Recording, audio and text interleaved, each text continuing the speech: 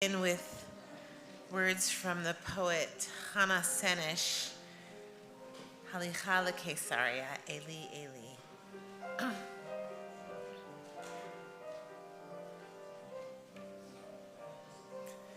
Eli, Eli, shelo yigamer leolam, hachol vehayam, rishru shel hamayim, berak hashamayim,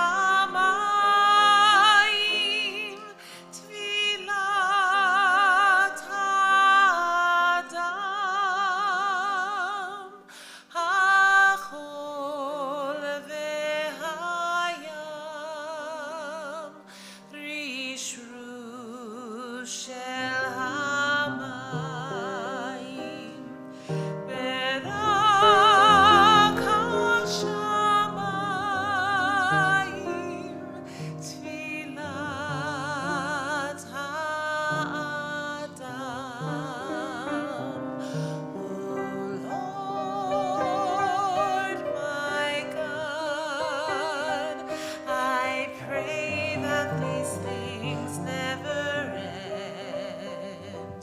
The sand and the sea, the rush of the waters, the crash of the heavens, the prayer of the heart, the sand and the sea, the rush of the waters, the crash of the heavens, the prayer of the heart.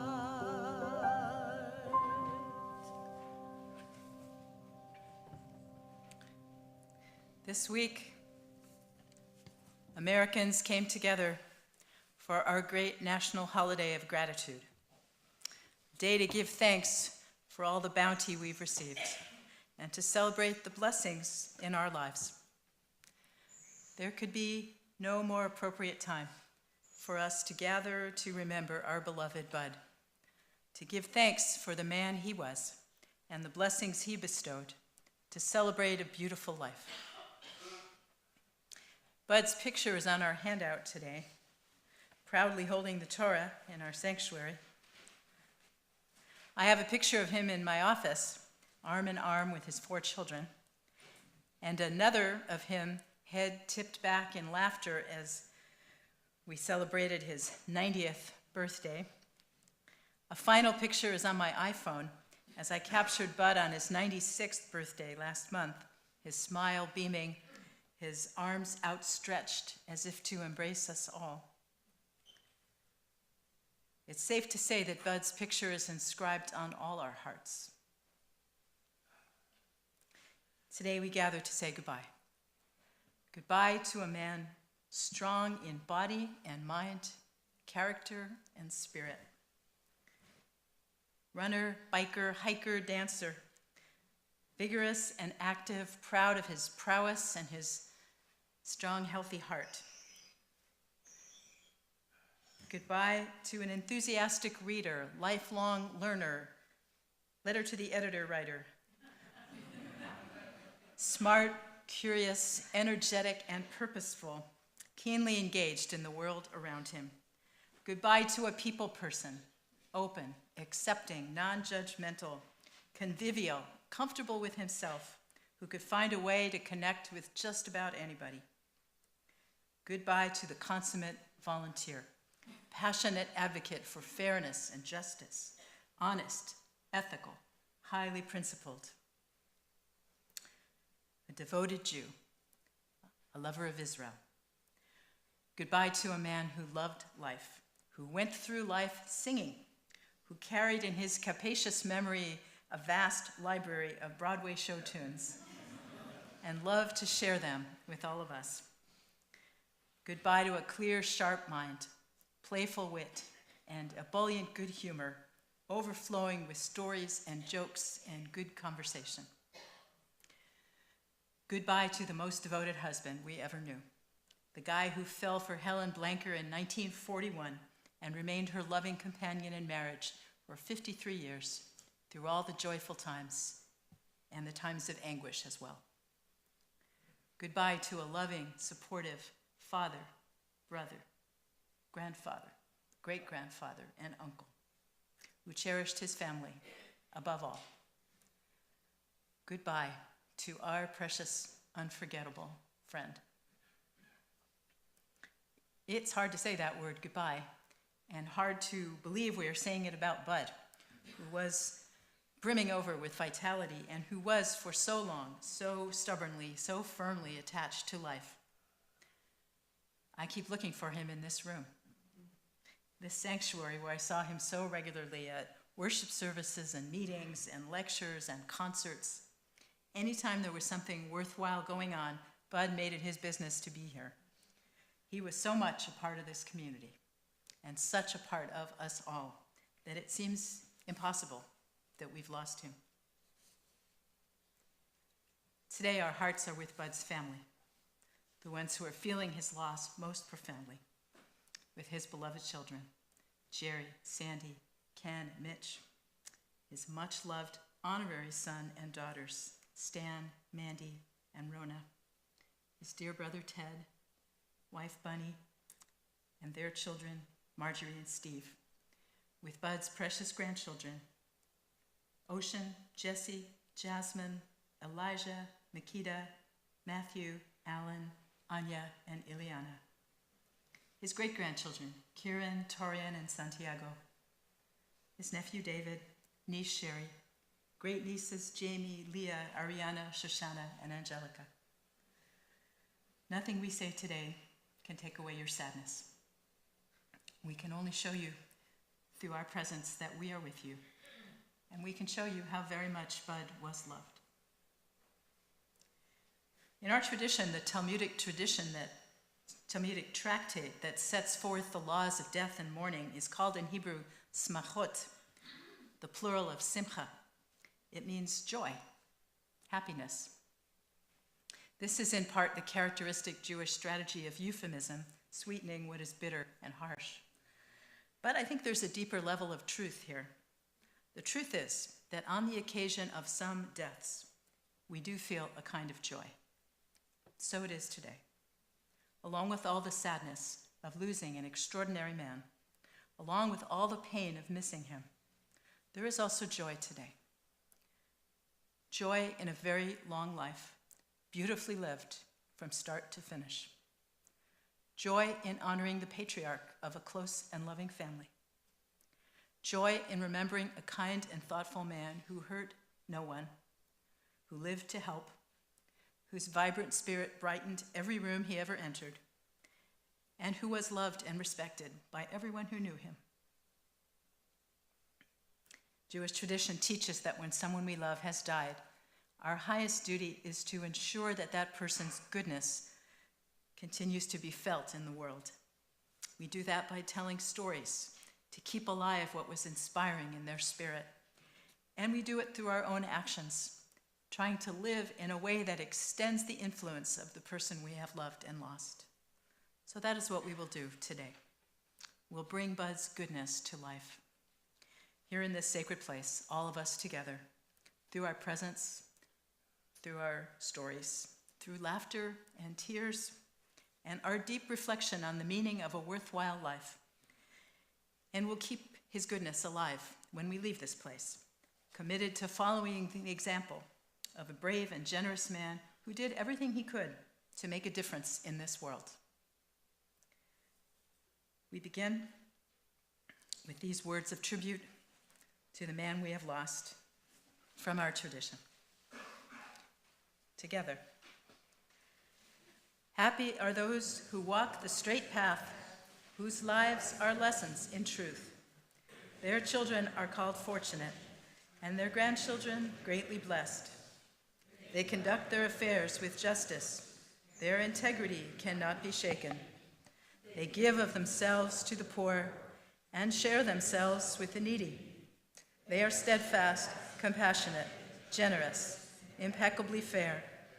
Their minds are centered on good purposes, their lives on decisive action.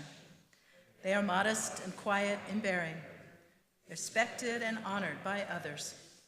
Their kindness is radiant as the sunrise. Their warmth sustains those around them. Their love and loyalty are steadfast. Their good works endure forever. Words of the 23rd Psalm that have sustained so many generations.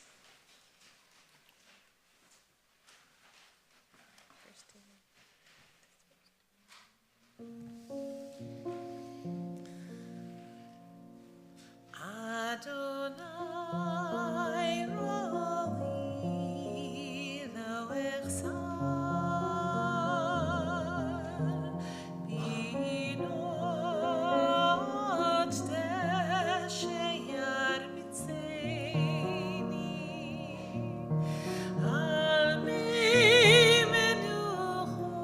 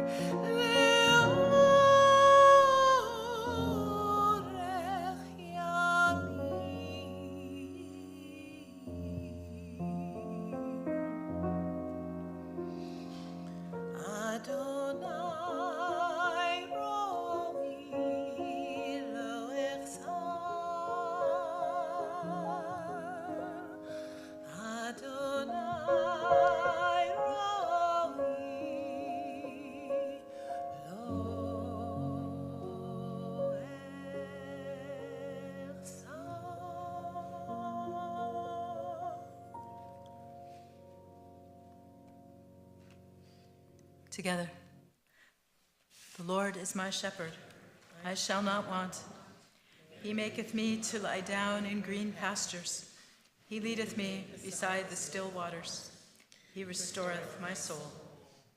He guideth me in straight paths for his name's sake. Yea, though I walk through the valley of the shadow of death, I will fear no evil, for thou art with me. Thy rod and thy staff, they comfort me. Thou preparest a table before me in the presence of mine enemies. Thou hast anointed my head with oil. My cup runneth over. Surely goodness and mercy shall follow me all the days of my life, and I shall dwell in the house of the Lord forever. The psalm is about the experience of being taken care of. It's about rest and peace and comfort. I don't think Bud spent much time lying down in the green grass. And I think if he were beside the still waters, he'd be jogging by the still waters. But at the climax of this poem is a beautiful line. Kosi revaya, my cup runneth over. My cup overflows. And those are words that express contentment and celebration and gratitude. The words of a man who found a way to live fully and to give everything he had to give in the time that he lived on this earth. Words that speak of a life fulfilled. So today, Psalm 23 is a toast to Bud, who lifted up his cup with a joyful heart for 96 years to life. L'chaim. From the wisdom of Ecclesiastes. We'll share these words. To everything there is a season, and a time for every purpose under heaven. A time to be born, and a time to die. A time to plant, a time to harvest. A time to tear down, a time to build up. A time to weep, a time to laugh. A time to grieve, a time to dance. A time to embrace, a time to stand alone. A time to seek, a time to lose, a time to hold on, and a time to let go. A time to rend, a time to mend, a time to keep silence, and a time to speak. This is our time to speak. Time to remember and celebrate the life of the man we've lost. Bernard Friedman Rubin was the firstborn son of Irvin Rubin and Ivy Ruth Friedman Rubin. He came into the world in Harrisburg, Pennsylvania on October 30th, 1922. Bud comments in his autobiography, which he wrote when he was 95. John Adams was also born on this date, but about 200 years earlier. I don't regret his prominence as a founding father. He just had more political goals than I did. He adds, for about 4 years, I was the prime offspring, until my brother came along. My brother was named Harry, after a relative who died from influenza during the worldwide flu epidemic after World War I. My brother was enamored, as we all were, of the baseball hitting of Boston Red Sox outfielder Ted Williams. My brother changed his name from Harry to Ted. Bud's name underwent a transformation as well. He told me that his mother never liked Bernard, so from the time he was small, he was called Bud, or sometimes Buddy Boy. Bud grew up in a world that seems remote from us. It was the era of prohibition, flappers, the roaring 20s. Women had just been given the vote. He remembers that his mother and father were wonderful parents to him and Ted. His mother was a graduate of the teacher's training school. His father was an optometrist with the firm of Rubin and Rubin. He said the family always had enough to eat, even during hard times. Bud's boyhood was full of simple pleasures that he vividly recalled well into old age. Playing baseball in the street, sharing a room with Ted, the two of them listening to DJs on the radio play the big band music of the time. Playing in the American Legion Drum and Bugle Corps, Ted played the bugle and Bud played the drum. Bud writes, "We wore a red sweater, a red beret, and white pants. We practiced regularly every Friday night and marched in every holiday parade. We commemorated more holidays with parades than we do now. While we did not have TV growing up, we did have exciting radio programs that many of you may recall. After school, we would rush home to listen to the Lone Ranger's exploits, and we would feel concern over the risks taken by the Shadow or the Green Hornet. Often on Sunday nights, Mother would have a sisterhood meeting, which meant that Dad, Ted, and I would go out for a waffle dinner and then come home and climb into Mother and Dad's big bed to listen and laugh with Jack Benny or Fred Allen or other comedians on the radio. Bud's memory of his youth was astounding. He recalled a bad case of poison ivy when he was little and his dad going to a witch doctor for advice who told him to buy a big container of spinach and have his boy lie down on the spinach. A cure that must have worked, Bud says, because after a time, my itching finally stopped. He remembered running after the Iceman on hot summer days, begging for a chunk of ice to suck on. He remembered the songs he sang in the chorus when he was in the 4th grade. He remembered the kinds of candy he bought at the local candy store, how much they cost, and what was written on the cards that came with the penny slabs of bubblegum. He remembered the prizes he won by sending in box tops from his favorite cereals, and the time his mother took her boys to the city dump so they could dig through the trash to find more Wheaties box tops. He remembered trading baseball cards and learning history and geography from collecting stamps. He remembered which courses he liked best in high school: European history, chemistry, biology, and the wooden bookends he made in shop class. He remembered going to high school dances, including the Touchdown Toddle, a dance held on Thanksgiving night after the big football game, and buying girls corsages for their long gowns. He remembered his high school paper route during the Depression and the time that his paper raised the price from 10 cents to 15 cents a week, writing that it cost him about a dozen customers. He remembered saving up his pennies to buy himself a bicycle. Bud wrote this about growing up in the 20s. There is one feature of grade school that was better in our period than now. I refer to the feelings of manhood. In my period of grade school, boys felt the process of growing up 3 times. First, we went from wearing short pants to school to wearing knickers, and that caused us to feel older and stronger. Then at about 12 years, we made a second transition from wearing knickers to wearing long pants. Now boys just make a single transition from short to long pants. Too bad.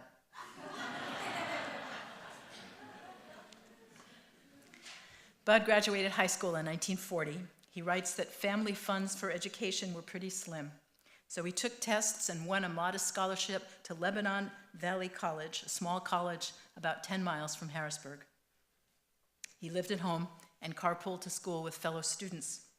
He remembered getting into trouble in his first week for not wearing the green dink, the special freshman cap, something like a kippah, and for talking to a girl, both violations of freshman restrictions. His punishment was to enact the balcony love scene from Romeo and Juliet in front of the whole school, with Ellen Ruppersberger, a BWOC, big woman on campus, who became his first girlfriend, with whom he had a lot of fun, often sharing cherry Cokes, her favorite drink. 62 years later, in 2002, Bud and Ellen had a poignant reunion in Southern California and rekindled their loving friendship. Bud remembered the name of his outstanding chemistry teacher at LVC, who inspired him with a lifelong love of metallurgy, which later became his major when he transferred to Penn State. But, he writes, attending Penn State involved more than studying metallurgy.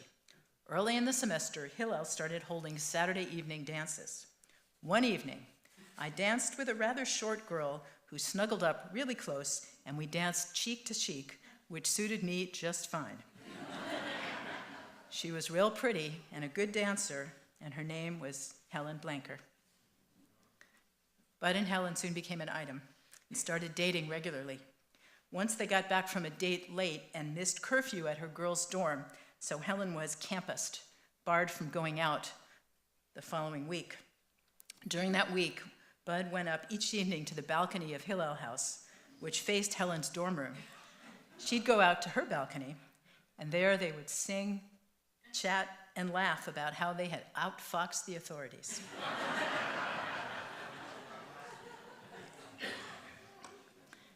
In his sophomore year at Penn, the Japanese bombed Pearl Harbor. Because Bud's major was metallurgy, he was deferred from the draft and stayed through graduation in 1943. He writes, "We had to attend classes 3 semesters a year instead of 2 to graduate earlier and be quicker to participate in the war effort." After graduation, Bud went to work in Corning, New York at the Corning Glass Works. 4 months later, he received his draft notice. He took a test, qualified for an electronics training program, and spent a year training to be a technician who could service and repair electronic devices on ships, such as radio, radar, sonar, and weather equipment. Bud kept in touch with Helen, despite moving to Indiana, Houston, and Chicago during his training period. Then he reported to Treasure Island near San Francisco, awaiting assignment. And he still remembered the names of the movies he saw there and how many times he saw them. Bud received orders that assigned him to a tank ship where the crew was preparing for the invasion of Japan. They practiced for weeks, until one night when he was on liberty in San Francisco, word came that Japan had surrendered and the war was over. He writes, "Rioting broke out among the servicemen, and discipline completely broke down. Windows of liquor stores were broken into and bottles were seized, as were some women who had come downtown to celebrate. Servicemen were told to return to their bases within 3 days, and some did. Orders were finally obeyed, and quiet was restored." Bud's ship was sent to Shanghai, where they ferried the occupying Japanese troops from China to Okinawa, making many trips back and forth. For a time, he was stationed at a service center in Shanghai where American servicemen would stop in for coffee and conversation. He vividly recalled one incident in particular from those years, writing, "To get around from place to place in Shanghai, a service person had to hire a rickshaw, which was pulled by a Chinese jogger or coolie. One day, a rickshaw came up to my area and a drunken American soldier got off and staggered in towards the service center. The driver chased him and said, 'Joe, pay, pay.' The sailor kept walking, saying, 'I paid you, I paid you.' So I went over to see what was going on. I assumed that the seller had not paid, but I did not want to create a scene. And I did want to favor an American, as I was an American myself. So I told the driver, 'He said he paid you, get lost.' Then I resumed my job of walking back and forth in front of the service center. A short while later, a short Chinese civilian who had witnessed the scene came up to me and said, 'You know he didn't pay, right?' And then he quietly walked away. He was right. This happening took place about 62 years ago. I remember it each year, especially at Yom Kippur, forgiveness time. I acknowledge that I feel I did wrong at that time. I try to make up for it by generously contributing to charities and giving dollars to begging persons with signs saying, 'I need a job, I need food, I need help.'" Throughout his years in the Navy, years in which he describes himself as a seasick sailor, Bud never forgot Helen. He sent her a series of beautiful romantic love letters in which he courted her ardently. When he came home, he wrote to Helen's parents, requesting her hand in marriage. Bud and his beloved were married on June 22nd, 1947. He writes, 60 or 70 couples attended the wedding, of course, including our parents, my grandfather, Rabbi Samuel Friedman, Helen's sister Regine, and my brother Ted. Helen's parents were in the tavern business, so you don't drink anything but the best when you attend the wedding of a tavern owner's daughter. We also had a photographer who took pictures, and those are the pictures we have in our photo album. Every year on my wedding anniversary, I take out that album and reminisce. I do confess there are some attendees' names I cannot recall, but as we got married in 1947, this year we would have had 70 years of marriage. Bud and Helen spent a week's honeymoon in Nantucket, then started married life by sharing a 3-bedroom house in Newark with Helen's parents. He writes, "They were gracious to us and gave us the first floor, moving to the second floor themselves in order to make it more convenient for us." In the next several years, the family grew to 4 children: Geraldine, Ken, Sandra, and Mitch. Bud was a devoted father. His children never doubted his love for them. But in later life, he sometimes said his greatest regret was not spending enough time with them when they were young. He did remember fondly that all 4 children took music lessons, so that he and Helen spent a lot of time at recitals. And his children remember that their father read to them at bedtime whenever he could, and that he would spend hours planning family vacations for them, taking them on camping trips, sightseeing trips to national parks, and cultural activities all over the country. He provided our family with a stable foundation, says Mitch. Bud was working very hard in those years, first at a steel foundry in Newark, then at Westinghouse Nuclear Division in Pittsburgh, where he worked for Admiral Hyman Rickover, designing nuclear reactors for submarines. The family lived in Squirrel Hill during this time. While working all day, Bud took night classes, first at Stevens Institute of Technology, where he earned an MS in the economics of engineering, then at the University of Pittsburgh to earn a master's degree in metallurgy. He writes, "This required that I give up family time to attend courses and to work on my master's thesis. I've always felt that I gave up a lot to obtain those degrees." During his evening classes at Pitt, Bud made friends with a fellow who later moved to San Jose to work at GE. The friend wrote to Bud, telling him there might be a job opening at GE. Bud jumped at the opportunity, since he had longed to return to California ever since his time there during the war. Bud told me that he thought California was paradise. But those first years weren't always tranquil. It was no easy thing, as Jerry says, to move to the West Coast with 4 teenagers during the tumultuous 1960s. Bud and Helen had left their support system back on the East Coast. At first, they had no community in California to help them navigate the challenges of child rearing. Both were very busy with their jobs, Helen as a teacher, Bud as an engineer.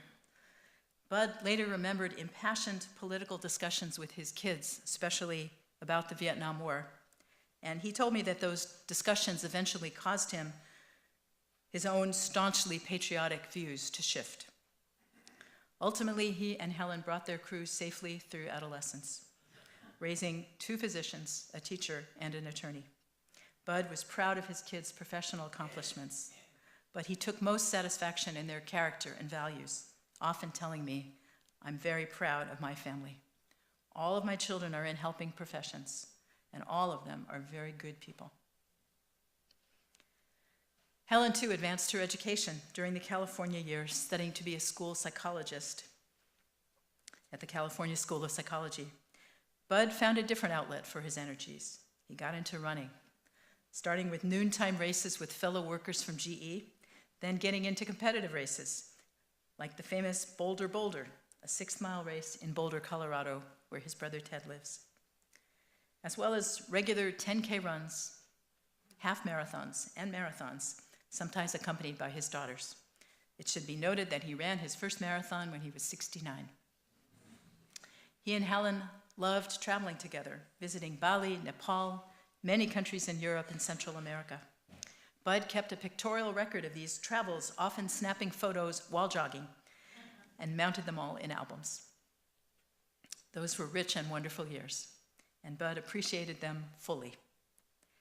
Then, in 1999, writes Bud, "Suddenly, my nearly perfect life was interrupted when Helen's sudden illness was diagnosed as stomach cancer. A variety of treatments and medications were prescribed to ease her pain and discomfort and to try to resist the growth of her cancer. Despite her cheerfulness and regularly joining our sing-alongs, Helen's cancer spread and ultimately caused her early morning death in our bed on October 7th, 2000, after 75 years of cheerful, helpful life. She always wore a distinctive, jauntily secured baseball cap while being pushed around the neighborhood in her wheelchair." What Bud doesn't write in his autobiography is how tenderly and devotedly he cared for his beloved wife during the 9 months of her illness, and how deeply he mourned her, after she died. He later sent me a 2-page piece he had written in the immediate aftermath of Helen's death called Lamentations. It describes the various ways he tried to serve her during her illness, and it ends like this. It was only a short phrase, but every morning I would greet Helen and say, "Helen, you look so pretty today," which she did. And what I wouldn't give to be able to continue to repeat that short phrase each morning till the end of my days. It was in the period just before Helen's death that I came to know Bud. At his request, I went to visit Helen and got a sense, even as she lay in her sickbed, of her personal warmth and intelligence. Most apparent was the strong bond between husband and wife. Clearly, they were each other's one and only. Like his family, I wondered how Bud would survive losing Helen. As we all know, he never forgot her, thought of her every day, and missed her for the rest of his life. At every Shabbat service, I heard him say his wife's name before the Kaddish. But as all of us also know, Bud's inner strength and life-affirming spirit helped him go on for many good years after Helen's passing. He filled his time after retirement and widowhood with a staggering range of activities, cultivating his body, mind, and a multitude of good causes. He volunteered at Abilities United, which serves adults with developmental disabilities, teaching the residents how to use money, leading them in song, and dressing up each year as Santa Claus for the group's holiday party. He volunteered at the soup kitchen of the Urban Ministry of Palo Alto and at Beth Am's Chicken Soupers Project, which cooks and delivers meals to the frail elderly, and in the Beth Am office. He participated in Toastmasters, honing his skills as a raconteur and public speaker. He read to children at Juana Briones Elementary School. He came regularly to Friday night services and Shabbat morning Torah study, where he earned legions of admirers and devoted friends. He went on Sunday morning hikes with our Torah trekkers. He went to lectures at Stanford and passionately cheered at Stanford basketball and football games. He took aerobics classes at Cubberley Community Center 3 days a week. He went line dancing twice a week, where he told me he enjoyed dancing with all the Asian ladies. He held season tickets to several local theater companies, attended programs at the Palo Alto JCC, and sponsored regular musical events there in Helen's memory. He ran, biked, or walked every day, completed a half marathon at age 80, and continued to run 10Ks until age 93. All of us remember seeing him jogging his way back and forth to Beth Am on Saturday mornings, marveling at his strength and resilience. On one of our lunches out, which Bud liked to describe as our Sadie Hawkins Day outings, I jotted down a list of our conversation topics. The nuclear situation in Iran, how nuclear power plants work, fuel rods, the chemistry of uranium, the troubles in Syria, the Israeli-Palestinian peace talks, update on his kids and grandkids, an upcoming family trip to Indonesia, update on Ted, Bud's latest activity, a theater improv class, which he said he liked because it teaches you to think on your feet. One February morning in 2008, when Bud was recovering from lung surgery, I visited him home. He looked a little thinner, but still fit. The Stanford men's basketball team was playing Arizona, so we watched the last quarter together. I sat on the couch. Bud spent most of the time standing up by the TV, pumping his arms, clapping and encouraging his team. Stanford pulled it out by a point in the last quarter. When I left, he accompanied me out to my car. I commented that there was one rose still left in his garden. Bud immediately asked if I wanted it. I said, no, I didn't want to take away his last rose. He told me to wait, then ran out to his backyard and came back with a bouquet of pink camellias he had cut for me. Whatever Bud did, wherever he went, he shared his warm smile and his loving heart. More than anything, he liked to make people happy. And it made us happy, just to be with him. His decline over the last couple of years was hard to witness, especially for Bud, who saw his strength diminish and missed so much doing the things he loved. He kept doing as many as he could, as long as he could. Illness, pain, and infirmity were not part of his life plans, and the time came when he was ready to leave this life. November 9th, 2018. Bud comes to Friday night services in his wheelchair, accompanied by his loving family. November 10th, he makes his last visit to Torah study, surrounded by kids, grandkids, and the members of our class who line up to give him a hug and say goodbye. November 17th, 2018. It is over. Bud is gone. I reflect on Billy Crystal's words in 700 Sundays, the book he wrote about losing his father. Consider the rose. The rose is the sweetest smelling flower of all, and it's the most beautiful because it's the most simple, right? But sometimes you gotta clip the rose. You gotta cut the rose back so something sweeter smelling and stronger and even more beautiful will grow in its place. And I think of Shakespeare's words in Antony and Cleopatra, how Mark Antony, who has fought long and bravely, now faces a life that is no longer worth living. My spirit is going, he says. I can no more. And Cleopatra, who has lost the love of her life, still finds the strength to salute his courage. Our lamp is spent. It's out. Good sirs, take heart. We'll bury him. And then what's brave, what's noble, let's do it after the high Roman fashion and make death proud to take us. Good friends, take heart. Our Bud is gone, but something beautiful will flower in his place. Beautiful children, grandchildren, and great-grandchildren, in whom his spirit will live on. Beautiful memories that no one can ever take away. Zecher tzadik livracha. The memory of a good person is a blessing forever.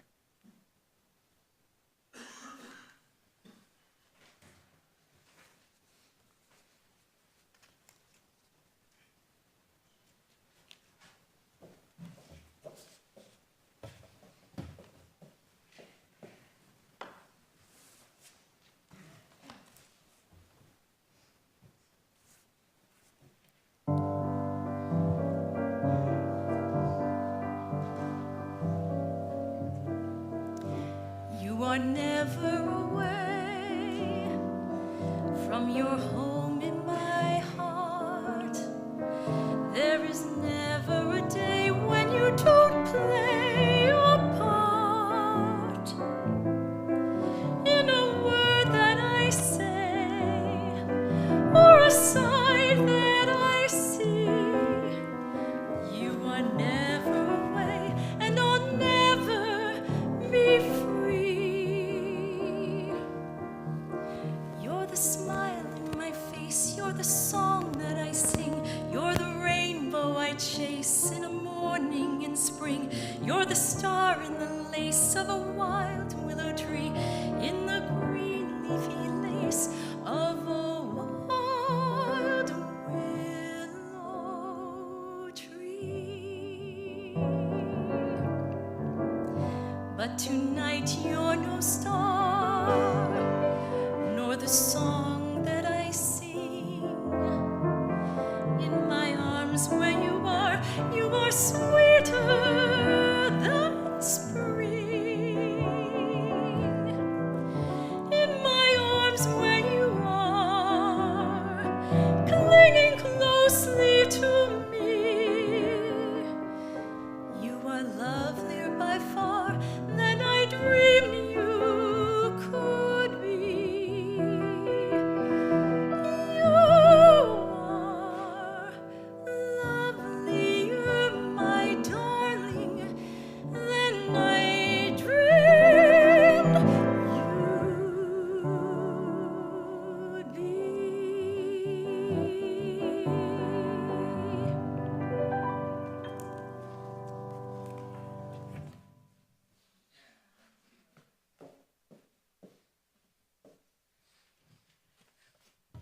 We'll hear some personal memories and reflections from family members and friends, starting with Ted and Bunny Rubin.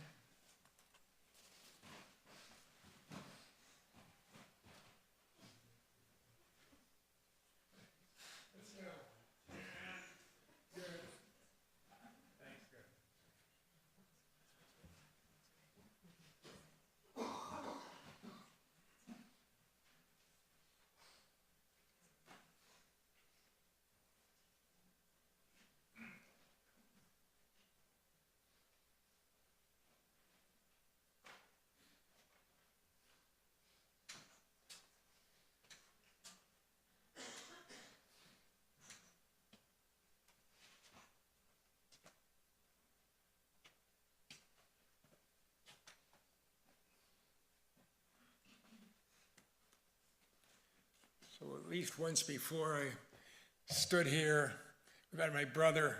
watched my brother have his second bar mitzvah. Some of you will remember that night. And as my wife Bunny now says, 13 years since his second bar mitzvah, he could have had another one. But let me look over the sea of beautiful people and thank you for being part of my brother's life. And I especially look at his dear family. And let me say, Bud was 3 years older than I was. And I took his death, I thought, soberly. And until today, at the burial at the pine box, at the rabbis involving all of us. And I said, how wonderful. Then I think, as soon as I learned from Sandy, I think, called us to say, Bud died at 6:55 p.m., a song burst up in my unconscious from 40 years or so ago. It was called Another Man Done Gone. I don't know if there are any people here from the 60s who sang folk music, Leon Bibb, but Another Man Done Gone is what I thought of. And then since Bud, I was his best man at his wedding. A year later, he's my best man. But it makes me think, long, long ago, we were graduates, so it's called William Penn High School in Pennsylvania. And Pennsylvania is known for its Quakers. And Bunny and I had the good fortune in 1950 to go to Europe with the Quakers to help in some rebuilding of Europe. And we were particularly with what's called SOS Kinderdorf in Austria. And we had volunteers from 13 countries that summer to help build the first of SOS Children's Village. And as everyone they'd be here 2 weeks, 3 weeks, 4 weeks. But when they would leave, we would be in a circle. And we would sing a French song, went something like, Toi qui fais de l'eau misères, disparate pour l'allemand, vient de faire, etc., etc. But it really says, in the end, thank you for being with us. Goodbye and good luck until we meet again. Thank you all.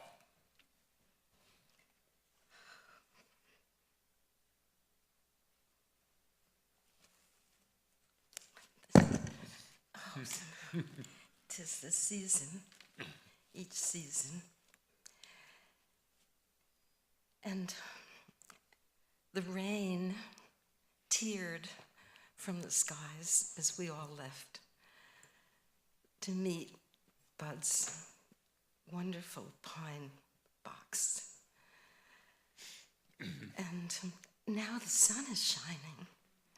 That's extraordinary.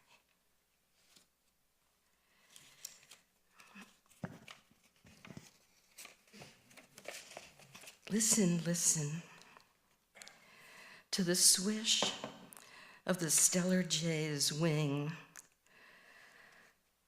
above the pass that Bud contemplated. Listen to the songs of the earth as they gravitate round our star's sun.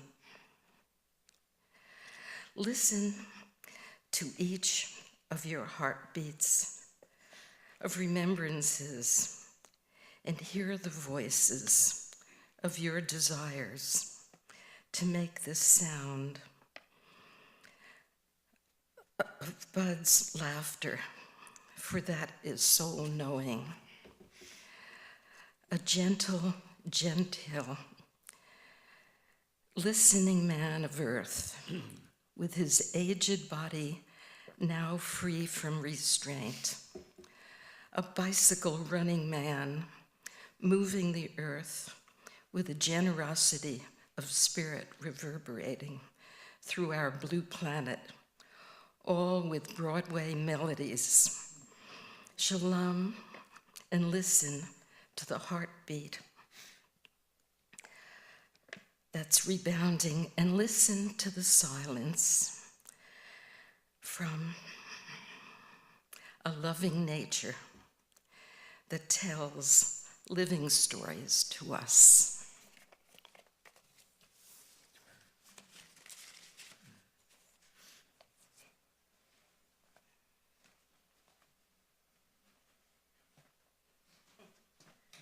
Thanks so much. We'll hear from Bud's nephew, Dave Feldman, and then from a friend, Alan Podell.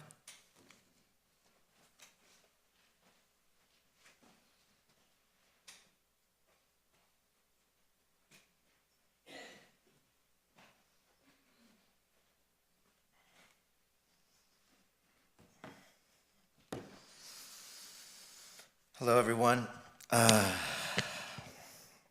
I'm Dave, Bud's nephew.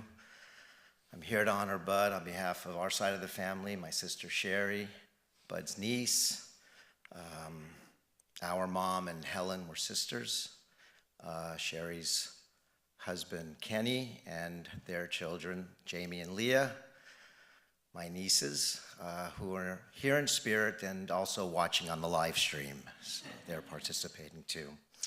I'm also the Cal Berkeley grad that had the pleasure to go with Bud to every Cal Stanford big game for the past 20 years. Bud loved his traditions, Bud loved his activities, and he loved that big game.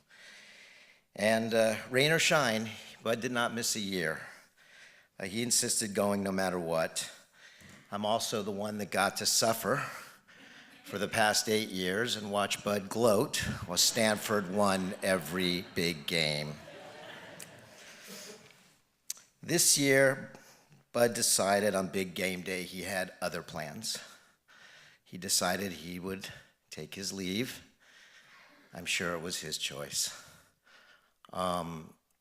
He would have loved today's weather, by the way. He would not have had an umbrella. He would have been out there in his beige khakis and his Stanford shirt and his tilted, baseball cap, and he would have been just fine. Well, Bud, this is some way to get out of going to the Cal Stanford big game this year because Cal has a chance. But I'm not here, and I don't think we are here to be sad today because Bud is gone. Bud would definitely not want that. We are here to share the joy and happiness that filled Bud's life, and we are here to celebrate the way Buddy lived. Bud was not afraid of life, as the rabbi mentioned. He just lived each day humbly and joyfully his way, whether it was dancing, running, singing off key.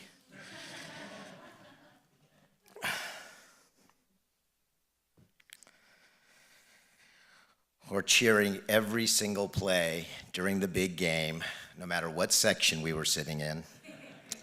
Bud lived his long life to the fullest. And Buddy was like a second father to me.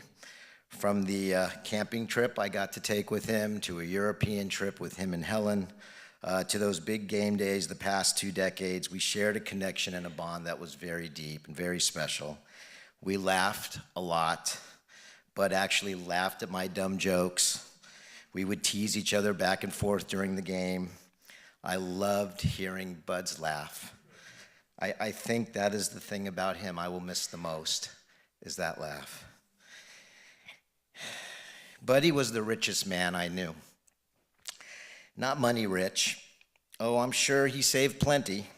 I know he wasn't spending it on food, because every year we went to the big game at Stanford, I swear he tried to get me to eat that same soggy tuna fish sandwich every year. And he didn't spend it on clothes. 2 years ago in a pouring rainstorm, he was wearing his rain outfit, which basically looked like a clear plastic see-through potato sack. But he didn't mind. He sat there in the pouring rain watching Stanford warm up an hour before game time. No, Buddy was rich because of this family and all the happiness and love it brought him year after year. How special to spend his days with 4 amazingly bright and diverse children, my first cousins, their wives, husbands, partners, all of his grandkids, great-grandkids. Bud loved them all, and in return, he was made wealthy by their love. Bud didn't see color, gender, sexual orientation, college football team preference, or any other superficial aspect of people. All he saw was love, all he gave was love, and in return, he was loved by everyone here. So, Buddy, thank you for taking time to treat me like family. Thank you for making the Cal-Stanford football game so fun and enjoyable to watch, even when we lost, which was most of the time. Thank you for showing me what it is to live with grace, with dignity, and a light, gentle spirit. Thank you for showing me in your own way how to be a better man. I love you. I will hold you and your laughter in my heart always, even if you're a Stanford fan. Thank you.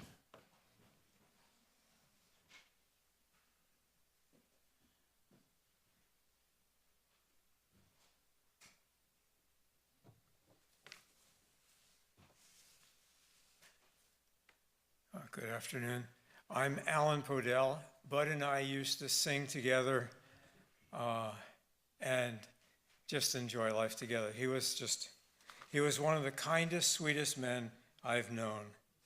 Our world needs more Buds. He was happy to sing anytime, and he favored show tunes, especially by Irving Berlin. In Hashirim, our singing group, he smiled and sang tenor because it was prettier than bass. 1-5, 1-5, so anyway, he loved to sing.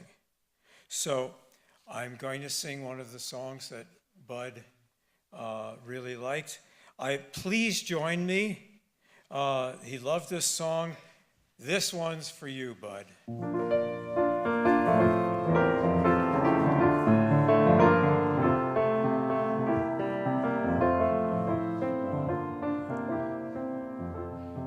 The storm clouds gather far across the sea.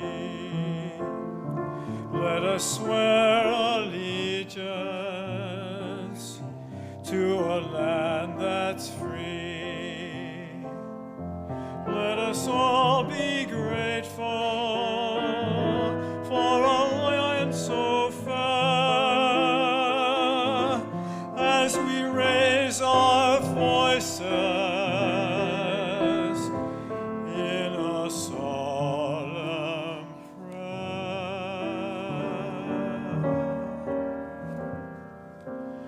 God bless America, land that I love. Stand beside her and guide her through the night with a light from above. From the mountains to the prairies to the oceans white with foam. God bless America, my home sweet home. God bless America, my home sweet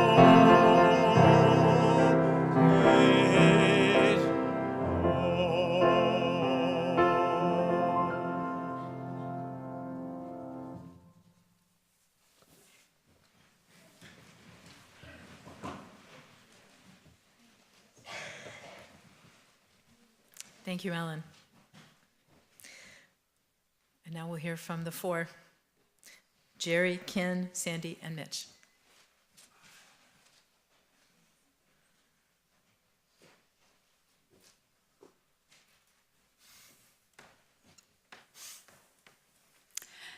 Well, since this is a live stream, I'd like to say hello to Ileana, the youngest grandkid who's 37 weeks pregnant and couldn't come. So this is what I'd like to share is a story of my dad and love and acceptance and change. So I came out to my dad as a lesbian in my first year of medical school in 1976. And he didn't know what to do about that. And his milieu where nobody talked about such things. And with him and my mom, and at that time I had never been with a woman, it was just, I needed my truth to be known by my parents. They had nowhere to go with it, nowhere to talk about, and it basically went underground for 23 years, not discussed. And if I had a partner, it was a friend. If I had kids, I was a single person, what all. And in 1999, I had a need to have a real discussion with them. I had just given a birthday party for my mom and celebrated her, but I wasn't feeling celebrated. And part of me understood how they grew up and all their misconceptions, but it was time. So we had a big meeting, and I drove down from Arcata, and they drove up from Palo Alto, and we rented a hotel room to have a chat. And I told my whole story, and they told me theirs. And my two daughters, young at the time, were playing, and they told me what they heard about gay people, all their fears and their worries, and would I lose jobs, and would I ever have a public recognition, and just so many concerns. It was coming out of love, which I kind of finally really understood. And at the end, I asked them if they would march in gay pride with me with Palo Alto PFLAG, parents of friends of lesbians and gays, Palo Alto. And this was October, and it was the following June, and they said yes, and they kept their word. And so June, the last Sunday in June, the last year of my mother's life, but at that time we did not know she had stage 4 cancer, we got with Palo Alto PFLAG, and my mom was weak and she didn't know why. And she rode in a cable car next to a woman, the first woman she ever talked to with a lesbian daughter. And my dad walked with me with his arm around me with the Palo Alto contingent. And as we're walking down Market Street, you know, it's 100,000 people. These front row people were like shaking my dad's hand, a lot of them mostly men. And my dad would say, why are they shaking my hand? It's not Beta Breakers, it's not San Francisco Marathon. What am I doing? And I said, you're accepting me, and they wish their family could do that. And I swear to God, my dad, the next guy shakes his hand, is like, you're fine, young man, you're fine. Any parent would be so proud of you. You're fine, young man. You should be loved by down the road of Market Street. So then, let's see, that was June. So the following Passover, my brother Mitch says, hey, Dad, what was your favorite Toastmaster speech? He went every Thursday, 6 a.m. to Toastmaster. Years, there's a lot of speeches he's given. He said, I told him about walking down Market Street, shaking the hands. And you know what? He came out to his Toastmaster about me, his courage, acceptance, change, and love. And that's like a good role model for all of us. Thank you. Do I need to use the microphone? Thank you for being here and being touched by my dad and being open to being touched by my dad. I'm sorry. In 1970, I was a young 20-year-old, and the war in Vietnam was happening, and I was terrified of dying in Vietnam, and I was profoundly opposed to it. My dad was a proud Navy man, and he could not understand at all why his oldest son, who was able to fight, would not back his country. And I looked into moving to Canada. And he was abhorred by me. And we could not find a common ground. And for many years, there was a deep, deep crevice between us. I could not understand why my dad would want me to possibly die. And he could not understand why I would not defend the country that he felt threatened and afraid of, as he had valiantly done in World War II. So there was a big gulf between us. I lived not close to him, not because of that, but I lived not close to him. And one evening, the phone rang, and I answered the phone, and it was Dad, and he was crying. And Dad doesn't cry very often publicly. He was crying, and I said, Dad. He said, Ken, I'm sorry, between the tears. I said, Dad, what's wrong? He said, Ken, I'm so sorry. They lied to me, and you were right, and I love you. And my heart melted, and ever since then, I love my dad so much. And I want you to know the kind of man he was. So thank you. A hard place to fall. I wanted to talk about gifts from my dad, and of course there's my life, and then there's my family. We're almost all here. We are big, beautiful, diverse, accepting, exciting, and loving, and already planning our next get-together, which hopefully will be a Passover led by the grandchildren. Another gift is the gift of memories that we've talked about, of his life of sharing all that he loved and all that he valued. And then the gift of his example, of living his values with volunteering, charitable contributions, and encouraging all people to be their best. And I anticipate his company in the future as I sing at the least suggestion and ask, what would Dad do? And I have a short poem called Adrift by Mark Nepo. It goes, everything is beautiful, and I am so sad. This is how the heart makes a duet of wonder and grief. The light spraying through the lace of the fern is as delicate as the fibers of memory forming their web around the knot in my throat. The breeze makes the birds move from branch to branch as this ache makes me look for those I've lost in the next room, in the next song, in the laugh of the next stranger. In the very center, under it all, what we have that no one can take away and all that we've lost face each other.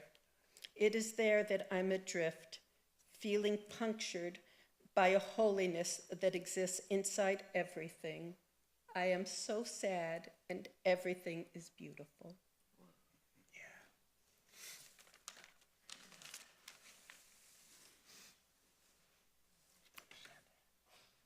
He was a good father. Far from a perfect father, but a good father. He provided us a rock foundation by leading by example. Dad took his marriage vows seriously, and when our mother, his wife for 53 years, was stricken by cancer, he stood by her side, taking care of her like a pro. Not only did he teach that family was important, but he lived it. My mom said that he was happiest when he was with his kids, and it was true. As children, we regularly took camping trips. I remember going to Europe in 1969 in a red Volkswagen camper. Around 2002, Dad took our extended family to the Galapagos Islands by Ecuador. And each year, our extended family would spend Passover together. Not only did he think that education was important, but he got 2 master's degrees himself. An important consideration of moving to Palo Alto was the good schools it had for his children. He helped cover the cost of the post-high school education of not only his children, but his grandchildren. Not only did he love music, but he passed on that love. He made sure, as the rabbi mentioned, that we four would take musical instruments, lessons when we were a child, and to encourage me when I was practicing my trumpet when I was in elementary school, he would sing alongside when I was practicing. He loved Broadway shows. And shortly before my daughter's, Jasmine's, wedding, she wanted us to all wear tuxedos. So I went in the store with my dad, and he tried on his tuxedo, and he closed the door behind him. Soon I saw a bunch of clerks standing around the door. My dad was belting out Broadway songs.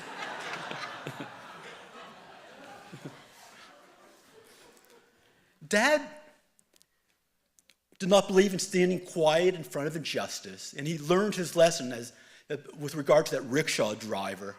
I remember when I was in high school, I had my first job at Swenson's Ice Cream Parlor in University Avenue, and I got fired after insisting that they pay me my lunchtime benefits that they were supposed to pay for me. So I went home, and I told my father about it. He told me, come with me. We got into a station wagon. We drove to the Swinson's ice cream parlor. He asked to speak to the supervisor's boss, and a few minutes later, the supervisor offered me my job back and promised me my lunchtime benefits.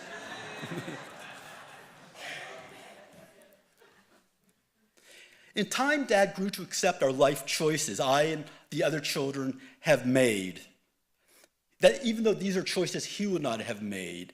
For instance, when I told my parents in 1980 that I wanted to marry my wife, Rona, a black woman from Trinidad, a Christian, my dad was willing to be the photographer in our wedding. Dad was a good father, far from a perfect father, but a good father.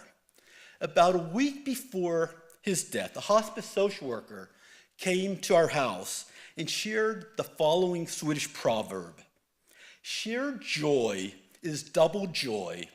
Shared sorrow is half a sorrow. During Dad's life, we shared joyous occasions, and that doubled our joy. Today, as we share our sorrow of Dad's passing, the passing of a life well lived, we are having our sorrow.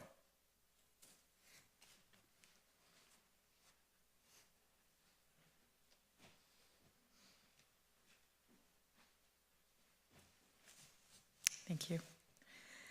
So we'll hear from two of the grandchildren, Jasmine Hall and Elijah Rubin, and our last presentation will be from Bud's singing caregivers, Lotte, Luce, and Suwana.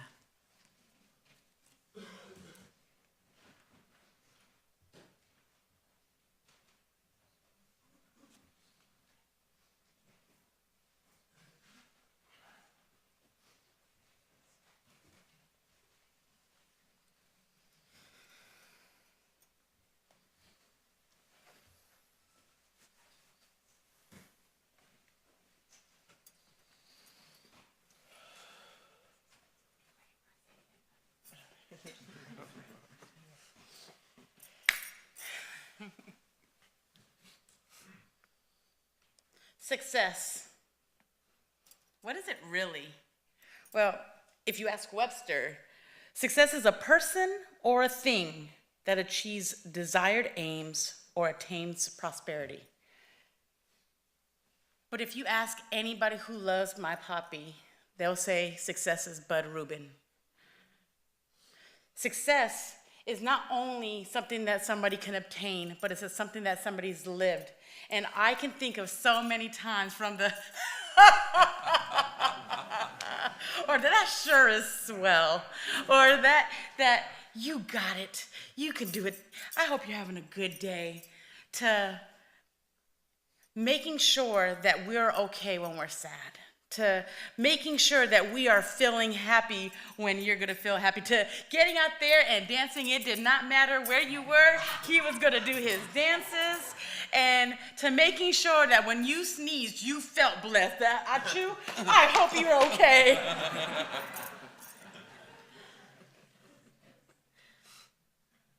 My poppy was my hero. He was the epitome of what greatness looks like. He showed it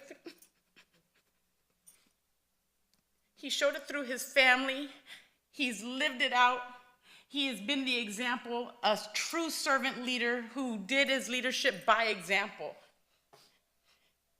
He made me the woman that I step out every single day to want to make sure that I can try to take over the world, because his goodness was my example of it. All of us, because we have such parents that look and act and are epitomizing who he is, we all get a piece of who he is, because we live on and making a difference in this world. That is what he clearly taught us all to do. You know, one of my cousins, he sent us a text, and he so eloquently put, he says that when he spoke to him last, he was a lot more lucid, and they talked a little bit about his death. And he was concerned about not being remembered and whether or not his life made a positive difference in this world. But our very existence gives us the opportunity to prove such fears unwarranted. And I think one of the best ways we can honor Poppy is to carry on his boisterous traditions of kindness, generosity, and positivity. We can pass these ways through the generations, through our actions, and the people in our lives. We can carry his light, and in our ways, we can forever make the world a little brighter. From Jesse. Poppy's words, he would say, as I was reminded in our sharing and caring circle, was he will leave off a lot of times saying, well, I hope that it was better than you anticipated. Well, Poppy, not only is this better than we anticipated, you've given us a life of way, way more. And to you, we give you 3 cheers. Hip, hip. Hooray! Hip, hip. Hooray! Hip, hip. Hooray! We love you, dear sweet Poppy. Goodbye.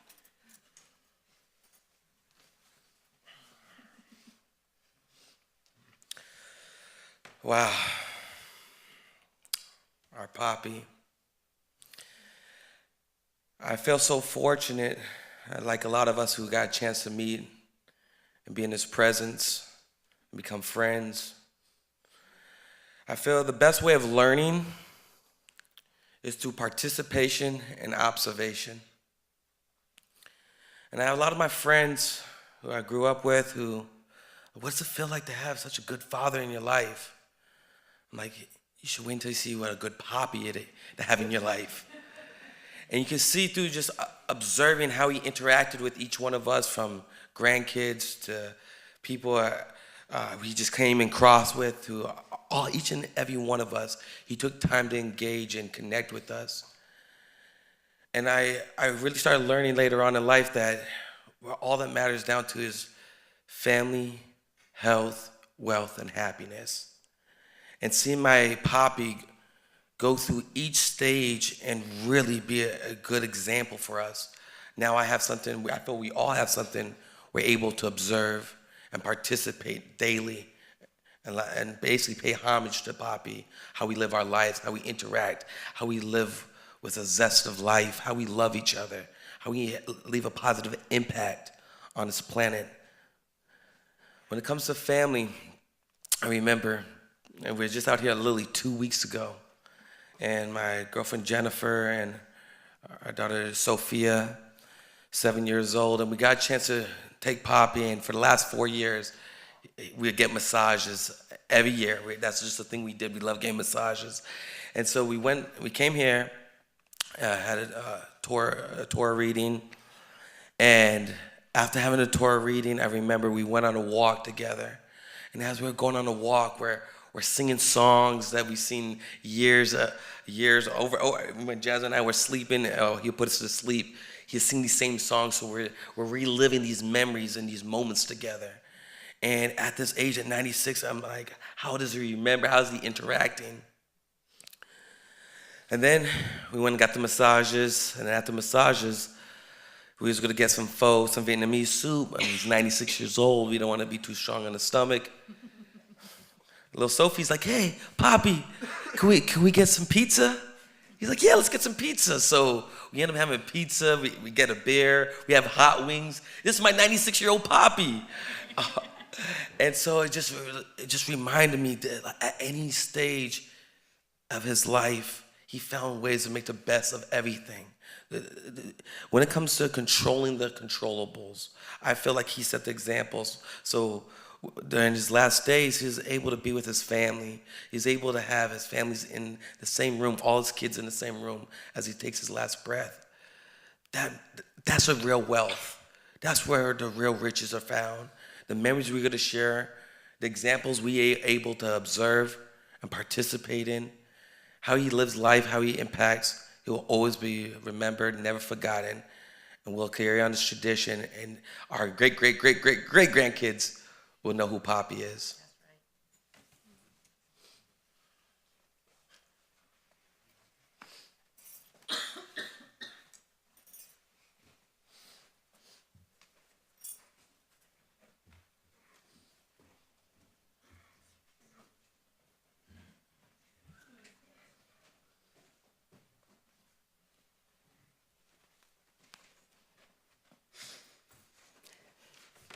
My name is Lotte, and I'm one of Bud's caregiver. On June 1st this year, Bud became my BFF. One thing I learned from Bud was this 95-year-old has the humongous heart that I've ever known. His big heart did not allow his frail body to keep him away from helping others. He dragged me to United Abilities not too long ago to go volunteer.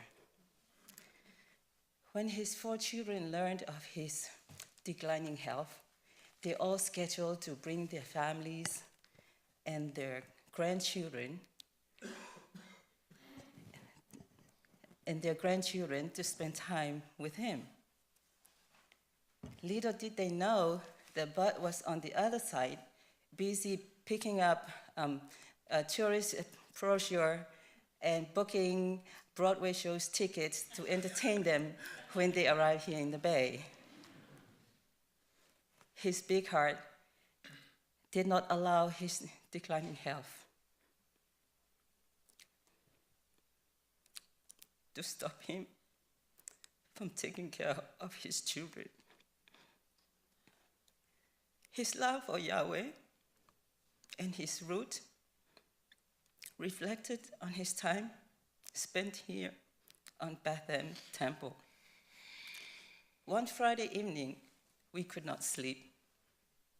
And I thought, okay, I think Bud will be too tired to go to the Torah study tomorrow morning. And here comes 7 o'clock in the morning. Bud goes, Lotte, I'm ready. I need to get ready to go to the Torah study. And here we came. Jerry, Ken, Mitch, and Sandy. Your dad made his home a paradise. I was not treated like someone that was hired to tie his shoes, to do his laundry, but I was treated as part of his beautiful family. So I want to thank you. I will miss my BFF. Rest in paradise, Bud Rubin. I will miss you.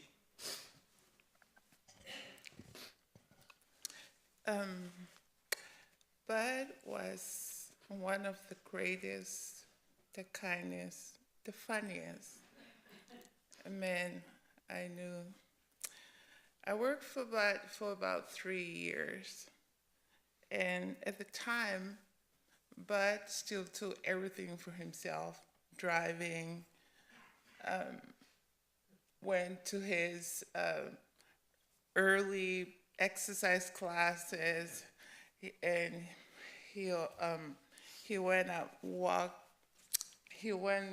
hiking up the dish, shop, cook, everything. And here I am, coming in to check on Bud. Bud did not like that. So one day I came in the house, to his house, and he told me, Lucette, sit down, I want to talk to you. And I was like, I knew what it's gonna come. So Bud went on to tell me, I don't know why my kids want you to come and check on me. I still do everything for myself. It's not like I need somebody to help me get dressed or feed me. So he went on. I told Bud, listen, there must be a reason why your kids want me to come and check on you.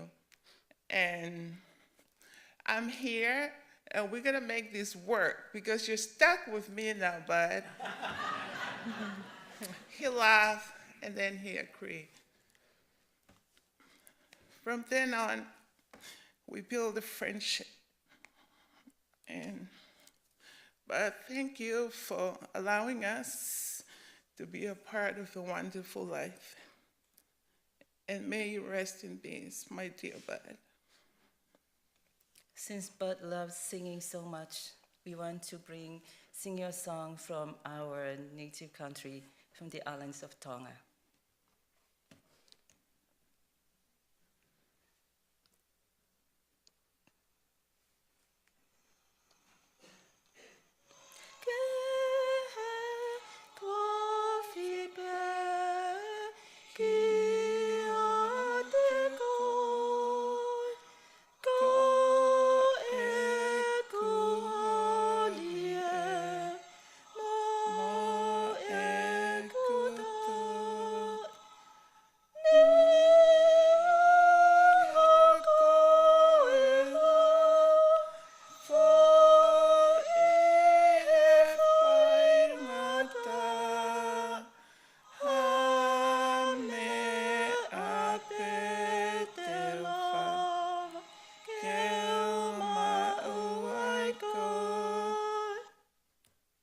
Aufwarten. Thank you.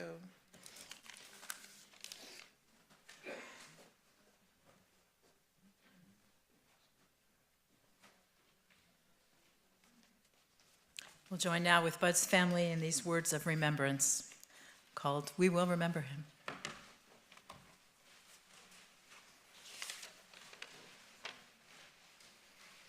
In the rising of the sun and in its going down, we will remember him.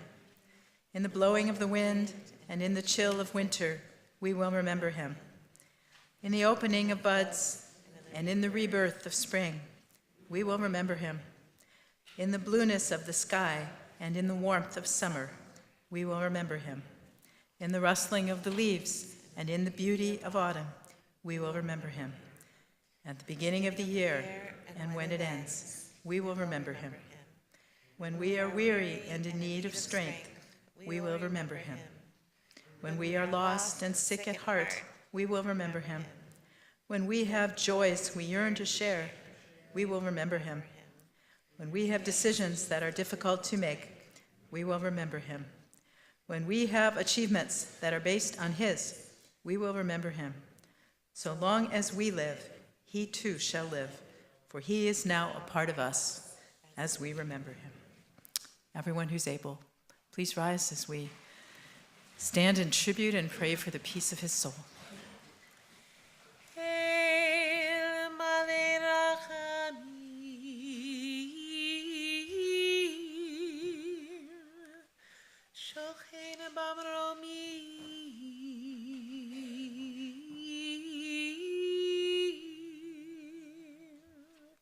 עמסי מנוחה נכונה תחת כנפי השכינה. אם קדושים וטהורים כזוהר הרקיע מזהירים את נשמת ברוך בן יצחק שהלך לעולמו לברכה. אנא בעל הרחמים יסתירהו בסתר כנפיו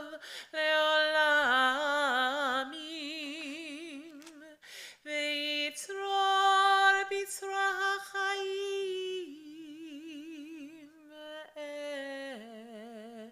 את נשמתו.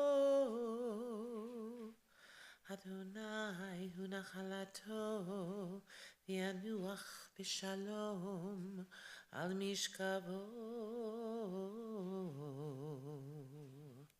ונאמר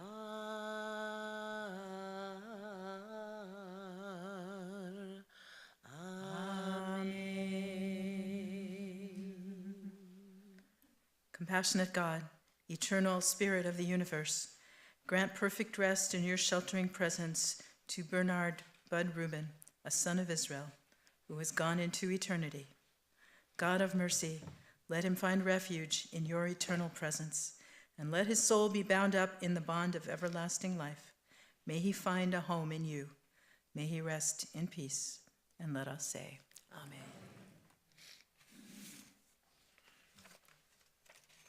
In praise of life, in gratitude for this most beloved life, we join with the family in the words of the Mourner's Kaddish. Yitgadal v'yitkadash shemei Rabbah, ve'alma divra chirute v'yamlich malchute, b'chayechon u'v'yomechon u'v'chaye d'chol Beit Yisrael, ba'agala u'v'zman kariv ve'imru Amen. Yehei shemei Rabbah mevarach le'alam u'lalmei almaya, yitbarach v'yishtabach v'yitpa'ar v'yitromam v'yitnaseh, v'yithadar v'yitale v'yithalal shemei dekudesha b'richu. Le'ela min kol birchata v'shirata, tushbechata v'nechemata, damiran be'alma v'yimru Amen. Yehei shalom rabba min shemaya, v'chayim aleinu ve'al kol Yisrael, Ve'imru amen. Oseh shalom b'momav. Hu ya'aseh shalom. Aleinu ve'al kol Yisrael. Ve'imru amen. Words from our Friday night prayer book here at Bethel. When I die, if you need to weep, cry for someone walking the street beside you. And when you need me, put your arms around others and give them what you need to give me. You can love me most by letting hands touch hands and souls touch souls. You can love me most by sharing your simchas and multiplying your mitzvot. You can love me most by letting me live in your deeds and remembering me without pain. And when you say Kaddish for me, remember what our Torah teaches. Love doesn't die. People do. So when all that's left of me is love, give me away. Our thoughts and prayers unite us in our caring for Bud. Zichrono livracha. His memory is a blessing. May we remember him always with gratitude and love, and never with pain. And may the lessons he taught endure in our hearts.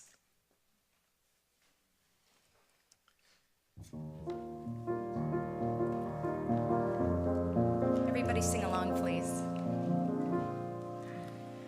You've got to be taught to hate and fear. You've got to be taught from year to year. You've got to be taught in your dear little ear. You've got to be carefully taught. You've got to be taught to be afraid of people whose eyes are broadly made and people whose skin is a different shade. You've got to be carefully taught. You've got to be taught before it's too late, before you are 6 or 7 or 8, to hate all the people your relatives hate. You've got to be carefully taught. You've got to be carefully taught. On behalf of Bud's family, I thank you for your presence here today. They welcome the comfort of your presence at a Minyan of Consolation tomorrow evening at 7 p.m. at the Rubin House, 963 Paradise Way in Palo Alto. And in just a moment, they invite you to join with them in the social hall to share some refreshments, some sweet memories, and some wonderful hugs. But first,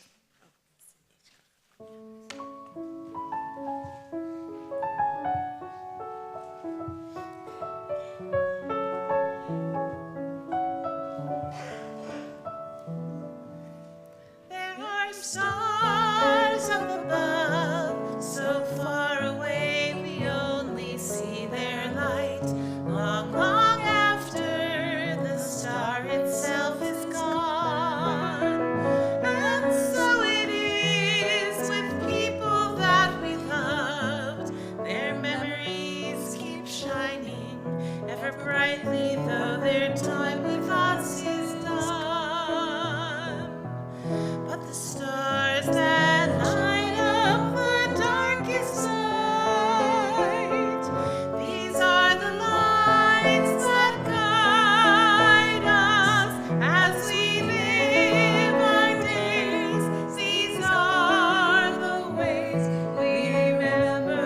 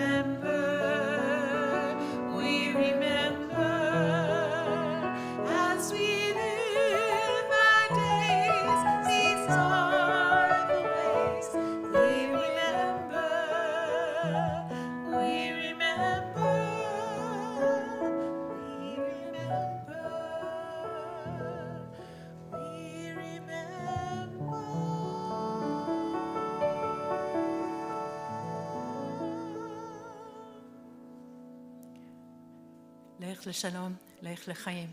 Go forth in peace. Go forth to life.